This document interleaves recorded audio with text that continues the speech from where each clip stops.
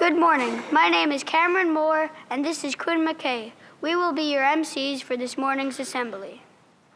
Please join us in acknowledging that we live, work, and learn on the traditional lands of the Musqueam, Tsleil-Waututh, and Squamish Coast Salish peoples.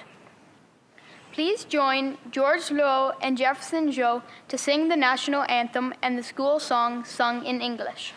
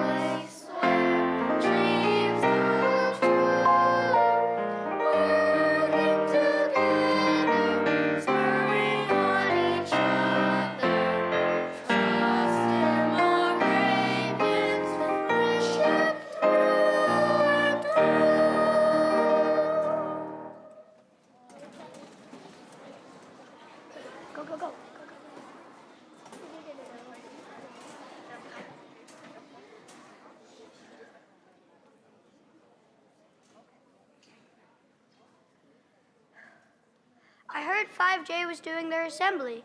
It's about government and leaders. Yeah, I remember that unit. We learned all about how governments keep us safe and keeps the society running smoothly. Our Prime Minister, Justin Trudeau, is doing a great job so far. Sounds like this should be an interesting assembly. Please welcome 5J to the stage.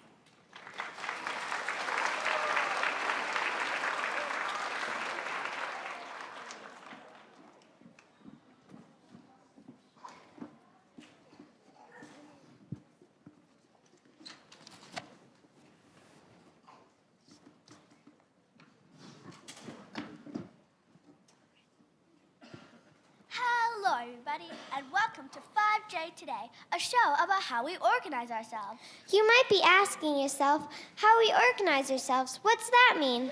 That means that this show is all about how we, as humans on this great big planet, organize, prioritize, and categorize ourselves. It's about leadership decision-making on the politics of government. It's about elections, selections, detections, corrections. I think they get it now. Can we please move on?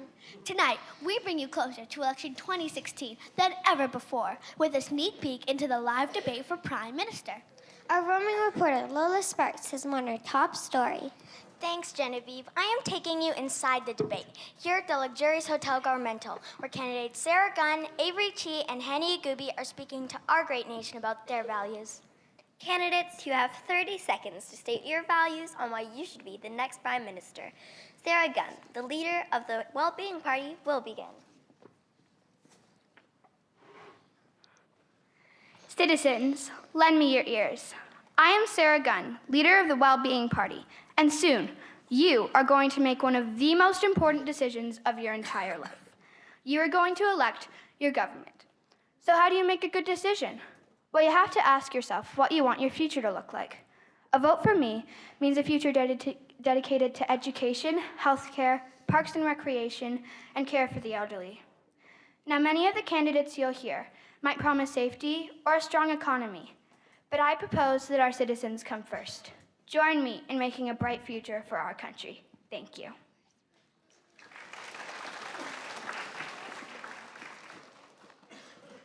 Thank you, Representative Gunn. And now, leader of the Safety Party, Avery Chi.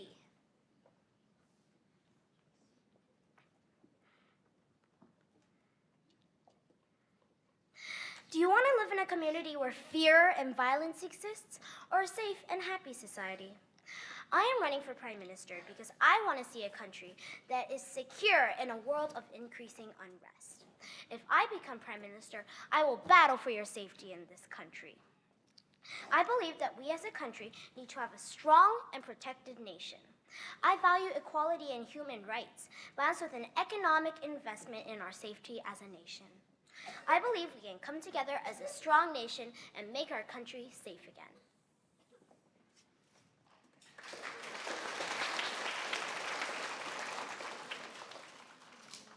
Strong points indeed. And now, last but not least, Hannah Yugubi, the leader of the Economy Party. My fellow countrymen, I, Hannah Yagubi, am delighted to tell you why you should vote for the Economic Party. You may think that economy is just money, but it's the base of any strong foundation. Our focus will not only be on our financial stability, but also the well-being of our citizens and the safety from outside threats. We appreciate the other party members, but know that with our strong leadership, we can. Remember, a vote for economy is a vote for a strong country. Remember, stand strong and rise together. Thank you.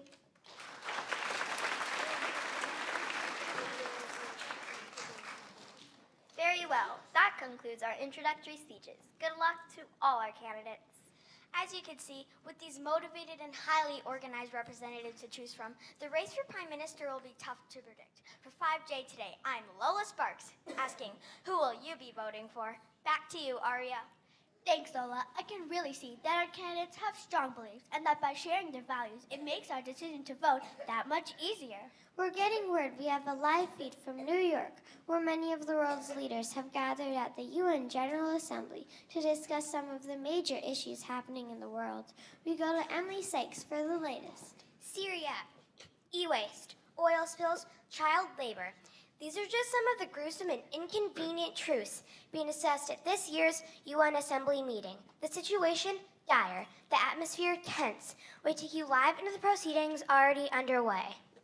The representatives from Canada now has the floor. What say you on the situation involving the oil pipelines? Quite frankly, we're torn. On one hand, many of these pipelines are located in natural habitats that couldn't handle a possible oil spill. Many protesters have rallied against these pipeline projects, including the indigenous peoples of the land. On the other hand, however, the economic benefits of these pipelines cannot be ignored. I think it would be more than irresponsible if we were to deny these pipelines, as our economic situation would certainly get worse. Indeed. And statistics from the Transportation Board of Canada has recently released their findings on pipeline spills over the last decade. As you can see from this graph, the trend is lowering, a direct impact of safety regulations brought down by effective government rule. Heightened safety is all well and good, but we also can't forget the potential of Canada's natural and sustainable energy.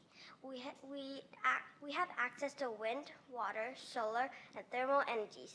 We need to make investments in these renewable power sources if we're to become a positive example for other countries. We will need to wait for Mr. Trudeau's final assessment on this issue. Moving along as we must, the representatives from Nepal would like to speak on the issue of child labor, still happening in many of the rural countrysides. It is true. We address this assembly with the saddest of hearts. Although laws have been in place now for 16 years in Nepal The act of sending girls to work instead of school is still being practiced.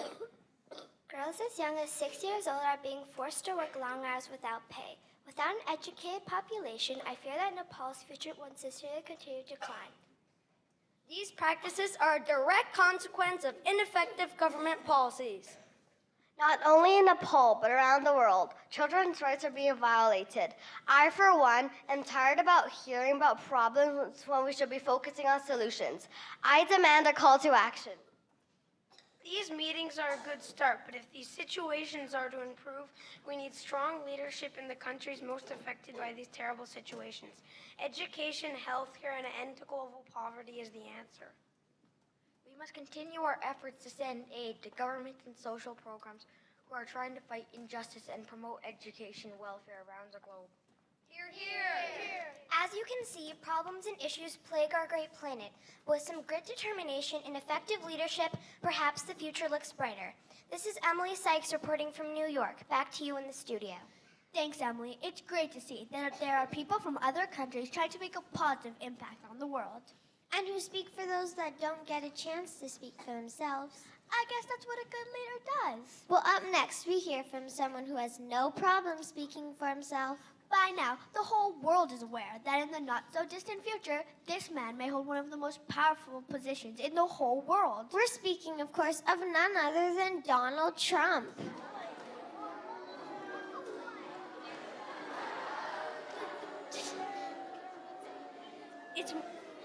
It's rumored that his next plan is to build a wall. We already know that the wall to separate the U.S. and Mexico. No, this time around, he proposes to build a wall across the border of Canada, too. Let's hear from our roaming reporter, Audrey Newsington, for the latest. Thank you, Genevieve. I'm here with presidential candidate and longtime business mogul, Donald Trump. Mr. Trump, what's this we're hearing about a wall to separate U.S. and Canada? Well, Angela. It's Audrey. Sure, sweetie. Look, my plan is simple. We've got a great plan. It's such a great plan. Look, we're going to build a wall around the entire United States to keep everyone and everything out. Don't you think that plan might exclude your country from different perspectives and ideas? Look, I want to make America great again, right? How can we do that with all these distractions around? So look, bottom line, we're going to build a wall. That's it.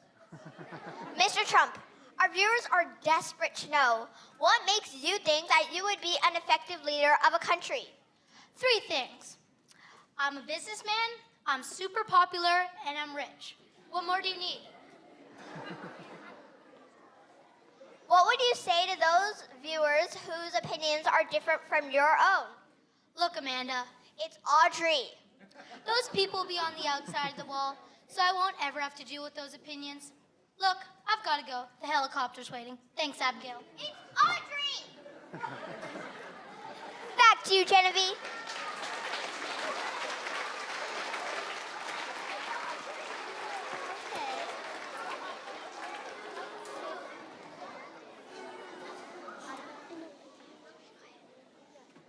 I'm not even sure what to say about that interview.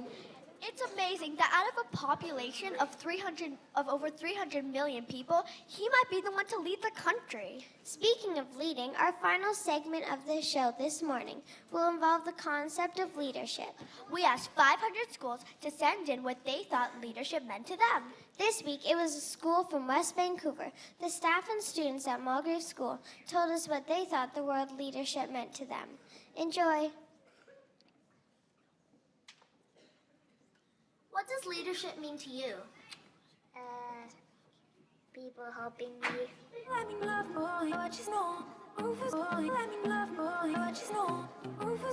Making a positive impact on other people's lives without being asked.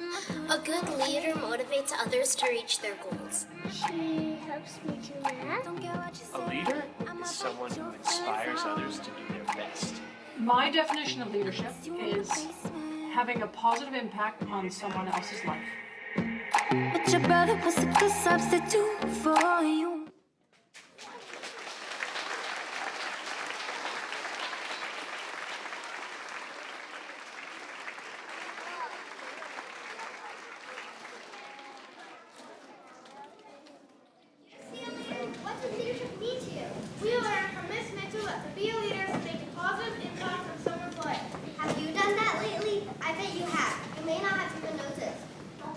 mission for you, Mulgrave. Make a positive impact. To be a leader. And not just to stand by and watch. It starts with all of us. Second cheers at the end of the day. The maintenance crew will really appreciate it. We're helping a new student who's having trouble opening their locker. That can get really frustrating. Or have us setting the dinner table tonight. The most proper face. And when someone asks you what you did at school today, Don't just say nothing. Do something to make a positive impact. that's how we get things. Wow. That's our mission for you, Mulgrave. Make a positive impact. Will you accept it?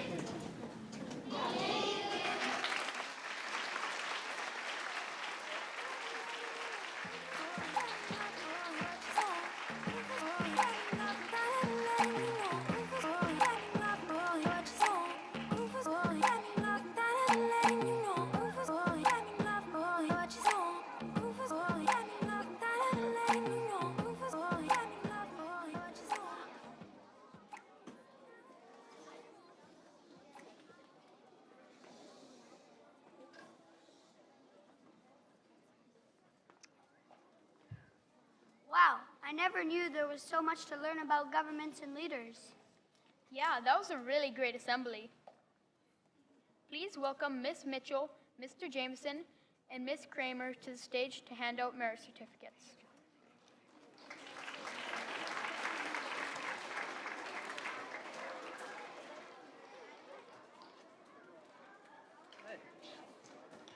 That was awesome. That was fantastic. Thank you very much, Mr. Jameson, and all the students from 5J. It warms my heart as I sit there and I think I watched a debate on TV a week and a half ago, and I think this was much better. I think our students speak with such confidence and such understanding and knowledge. It makes me so proud, and I can't imagine how the parents feel when they see their children speaking with such confidence on stage. And I think their unit of inquiry right now has been a fantastic journey in learning about leadership and government. And I love the fact that they've challenged all of us to have a positive impact on other people's lives, because really and truly that's what leadership is. It's not about standing up here on a stage. It's what you're doing to help others so that this world can become a better place. And I've noticed that 5J is doing an amazing job at having a positive impact on our community. So thank you very much. You guys did a fantastic job. I knew you in kindergarten, and to see you up here now speaking with such confidence makes me really proud. So thank you very much. Well done, Mr. Jameson.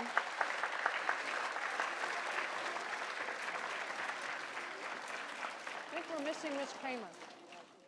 Oh, Miss Kramer was up in the booth. So Miss Kramer, if you want to come down, we'd love to recognize your work too, because you helped out a lot with this assembly. Here she is.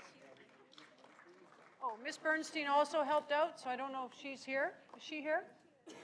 Miss Bernstein, you want to come up too? She's probably teaching. Okay. This week's merit certificate winners. From 3C, I think Emily Sykes' brother, Lachlan Jones.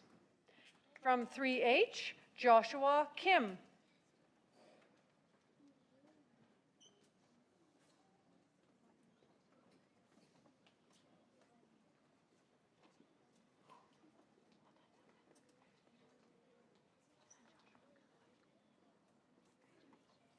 From 2C, Jeffrey Wren. From 2GW, Carolina Cantu-Drivet. From 2GW, Kayam Bergener. From 2P, Quinton Guo.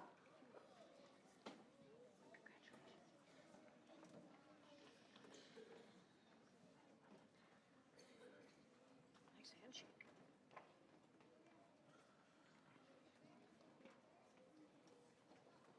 From 1F, Trump's brother, Rowan Melville.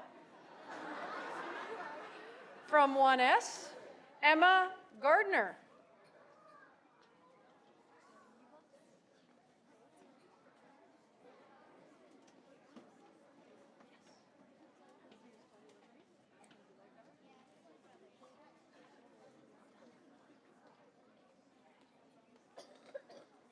From KJ, Julia Jennings. From KJ, Ryan Rasamanish. From KV, remember, it's really important to be quiet so that we can hear everybody's names. I know you're excited for your friends. Just stay right there, okay? From KV, Austin Yang. From KV, Ella Stone. From KY, Romina Bagapur. From KY, oh, another brother from the play, Eli Wilson.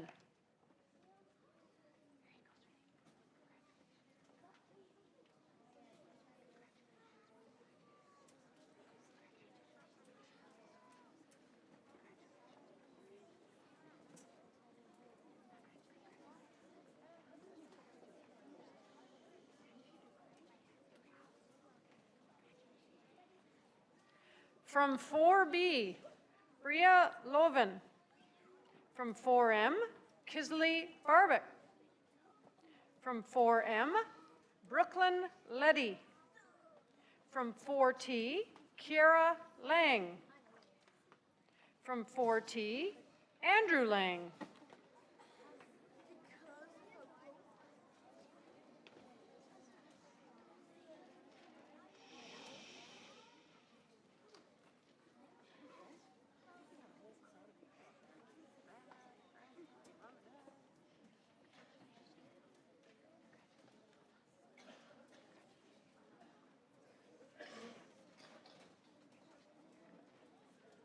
From 5J, Lola Cabral. From 5L, Alice Peng. From 5M, my goodness, Kiana Bagapur. From 5M, Rayhan Hassam.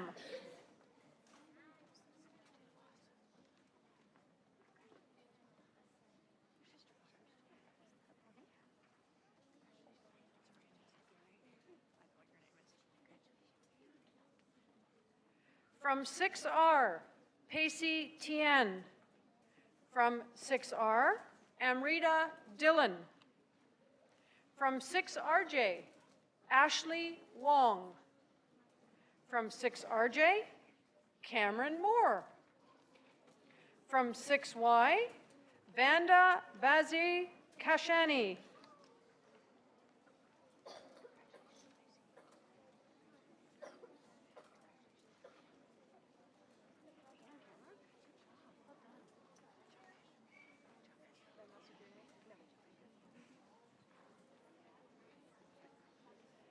And I have one more merit certificate.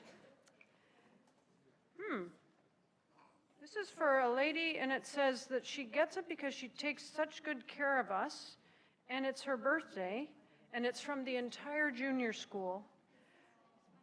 Mrs. Myring, you get a certificate this week. Come on up.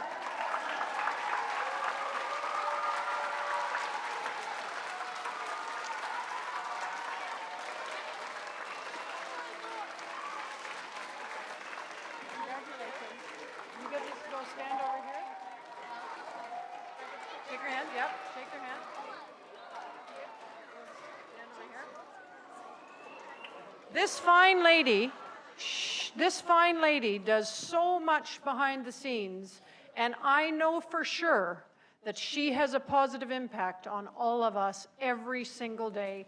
We wish you the best for a very happy birthday. Thank you. I want to commend all the students that are on stage to receive their certificates this week. Fantastic job. Keep working hard. Your teachers are noticing great things about you so far, and hopefully you'll have a positive impact on your classmates in the future. Well done. Thank you.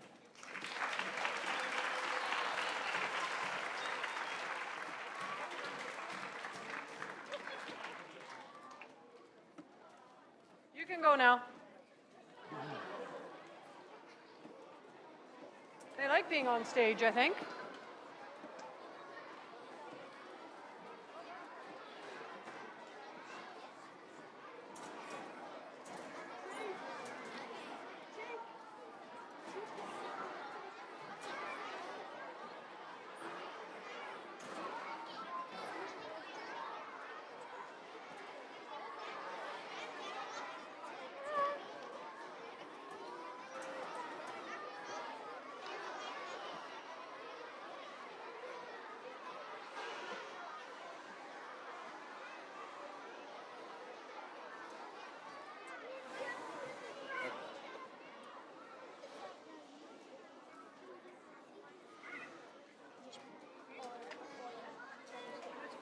Now for the moment you've all been waiting for.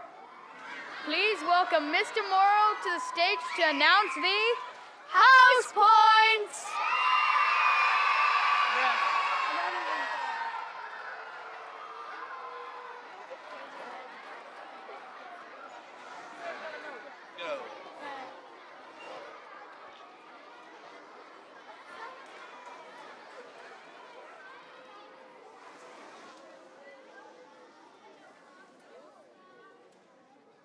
Bonjour. It's almost Thanksgiving. What a wonderful holiday. Do you know who embodies Thanksgiving and has the most spirit out of anyone? It's the Mulgrave teachers.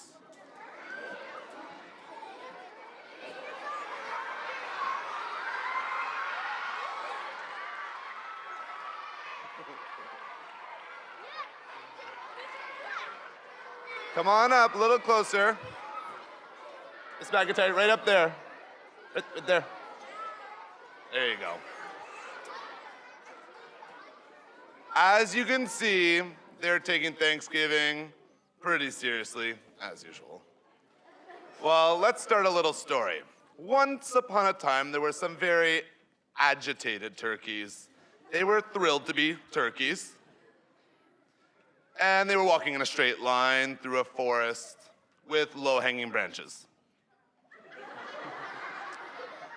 When all of a sudden, they heard, closer to the front of the stage, a loud noise. They all jumped to attention. Uh-oh, and one of them got a wee bit scared and ran off with 1,233 points as Curie.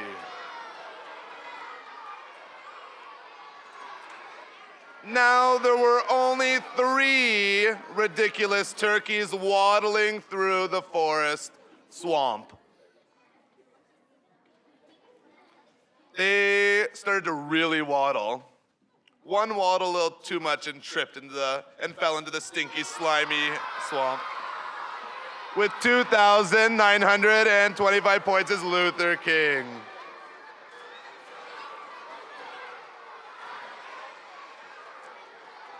Well, looky here. We have 2 wonderful turkeys wandering in the forest. Each one looked at each other. No, stared. No, glared. A little bit of the old stink eye. Well, just as they were truly staring deep into each other's eyes, one of the turkeys realized it was getting a little close to Thanksgiving and decided to travel south. So with 3,743 is Smith. That means with 3,928 is Churchill. Don't throw the ball. All right, Churchill, stand up, please. And on 3, we'll sing the song. Are we ready? 1, 2, 3.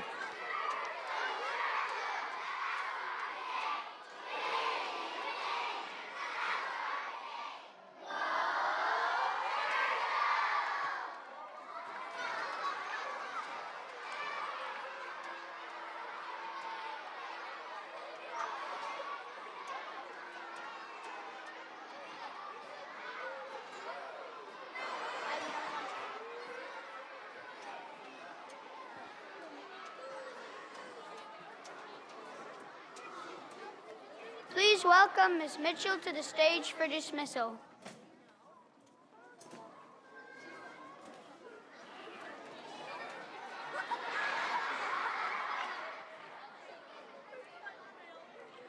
Thank you very much to Cameron and Quinn for being our MCs this morning. They did a fantastic job and prepared this week to do all that stuff for being an MC. So well done. Thank you very much.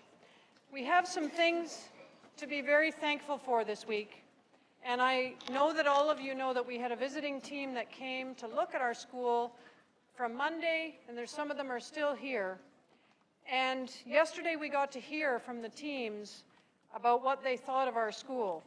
And as I sat and listened to them, I couldn't help but be incredibly proud of the work that happens in this community at every single level. Students, teachers, parents, faculty, every single person in this community is invested in making this place a great place to learn. And I think the most special thing for me was when the team asked the students, they were so impressed with this building. They couldn't believe how beautiful this building was and what a great facility that we have to learn. So when they asked the question, what are you most proud of? And the students answered, we are most proud of our teachers. They were very, very impressed, and they were incredibly proud to hear that answer, because the priority in this school is teaching and learning and creating a very, very great place for the children to learn in a fantastic building. And I want to commend our teachers for the work they do every day to make this place such a special place for your children. So thank you very much.